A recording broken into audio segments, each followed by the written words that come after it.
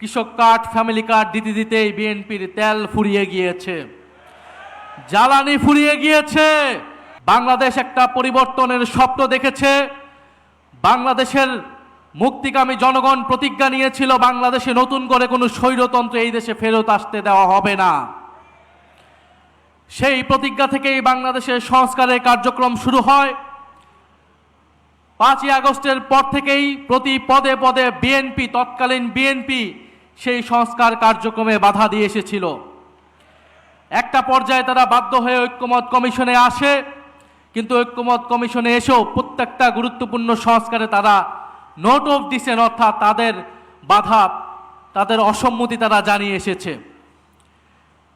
সবশেষে তারা গণভোটের জনগণের চাপে, সেই সময়ে রাজনৈতিক বাস্তবতার চাপে তারা গণভোটে রাজি হলেও আমরা দেখতে পেলাম যে নির্বাচনের পরপর তারা গণভোটকে অস্বীকার করা শুরু করেছে।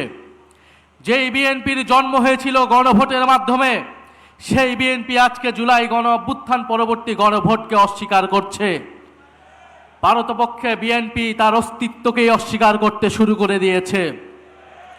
আমরা খুব স্পষ্টভাবে বলতে চাই, বাংলাদেশের প্রত্যেকটি প্রতিষ্ঠানকে নতুন করে যে বিএনপি দলীয়করণ করছে, এটা আওয়ামী লীগের পথেই বিএনপি বাংলাদেশকে এগিয়ে নিয়ে যাচ্ছে।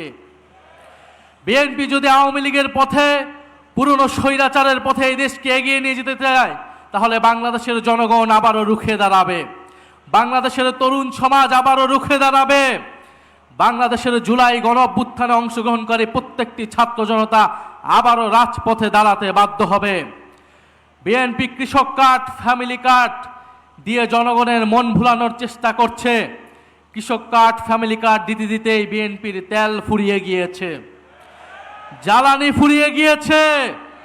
অথচ মন্ত্রীরা সংসদে বলছে কোনো জ্বালানি সংকট নাই।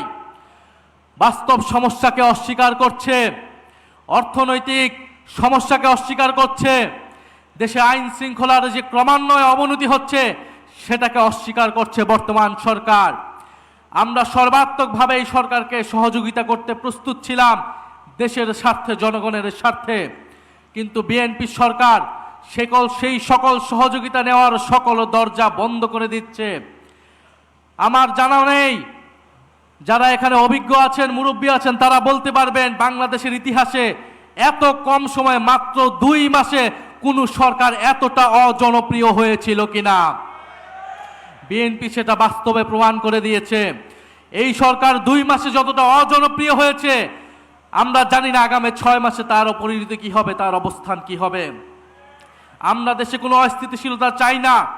আমাদের দাবি একটাই, গণভোটের গণরায় বাস্তবায়ন করে জুলাই গণ অভ্যুত্থানকে প্রকৃত সম্মান দেওয়া, জুলাই শহীদ পরিবারকে প্রকৃত সম্মান দেওয়া, আহত যোদ্ধাদের প্রকৃত সম্মান দেওয়া।